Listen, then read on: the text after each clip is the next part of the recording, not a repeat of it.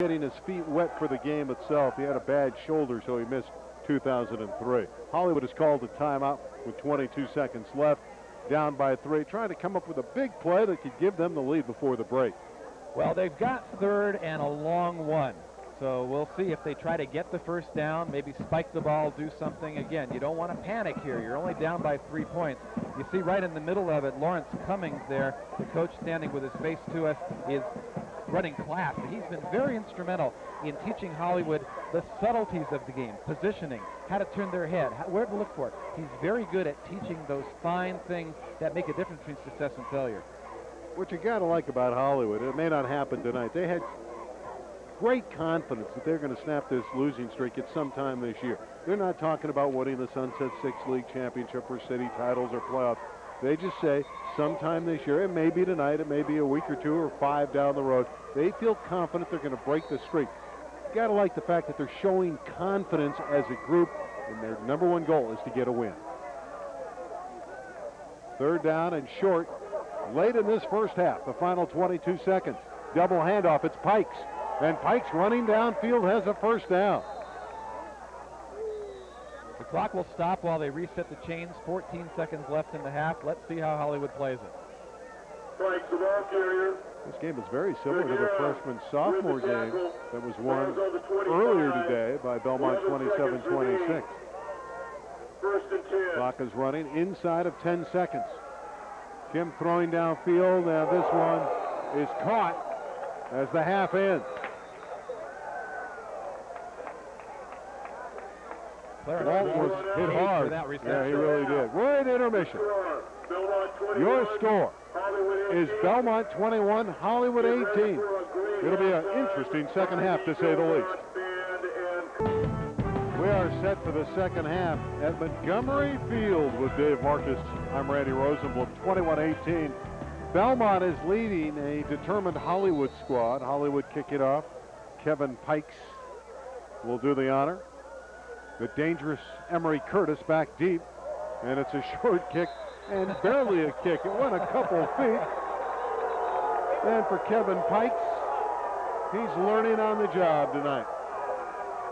I'm not sure it's worth a boo. It wasn't very pretty, but Belmont's going to get the ball in very good field position on the Hollywood side of the field, the 41-yard line. So the Sentinels starting off with an extremely short field.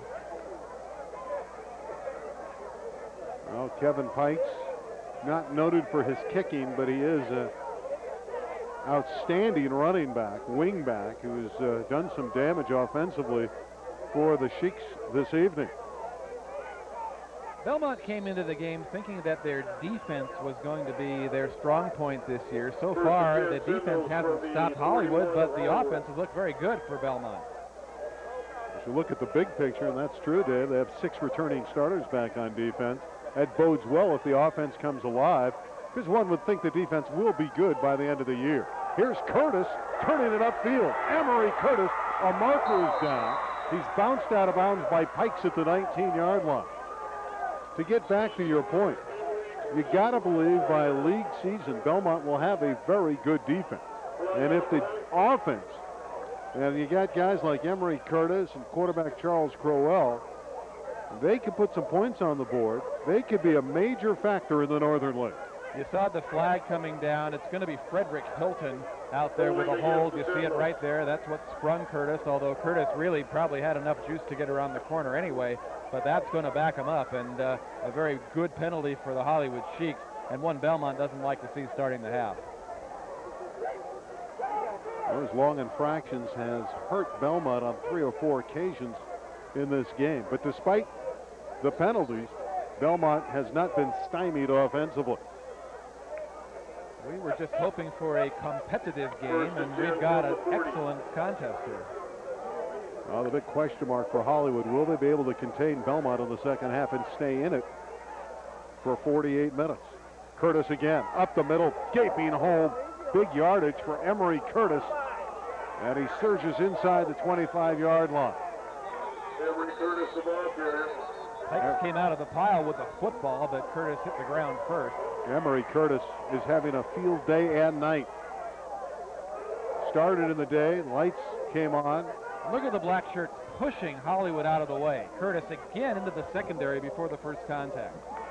Game started at dusk. Now the Hollywood team says they should have the football.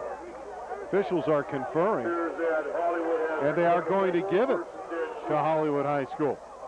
So apparently Curtis did cough it up before he hit the ground. And Kevin Pikes, the alert sheik that pounced on the football. Now they blew the play dead before he had been brought down, so somebody must have initially gathered it in with a knee on the ground. Hollywood takes it back over at the 21-yard line. Cabrera is lined up as the fullback, and Cabrera has the handoff. And he's ridden down after a gain of 3 yards. That's okay. Hollywood has to do that to keep the Belmont defense honest. Arturo Moreno, one of those active linebackers, number 8.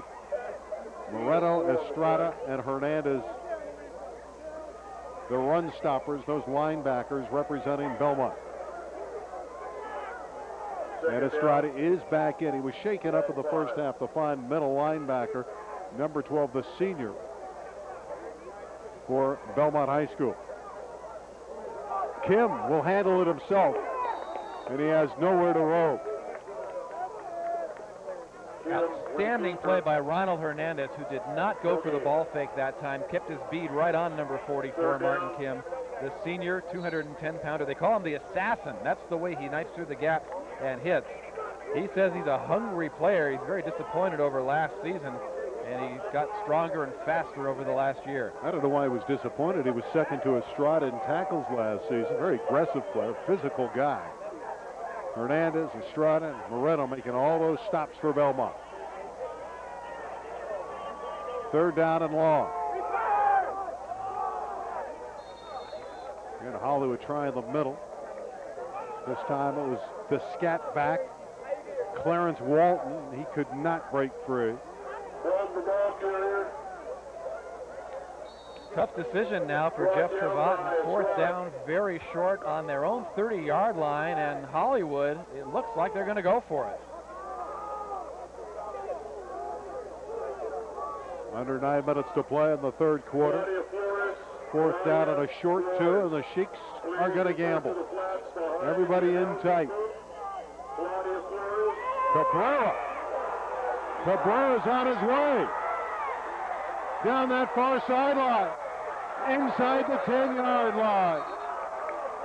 I thought I heard a whistle, and I don't know if they're going to bring this one back. Don Childs is pointing toward the sideline. I don't know if this play is going to stand. We are going to have another conference with the officials. Cabrera nearly scored. The big question was the play blown dead. What a play. They need about a foot, and off he goes all the way down inside the 10-yard line. There's the conference with the referee Don Childs in the white cap. And whatever happens here, Randy, somebody's going to be very disappointed.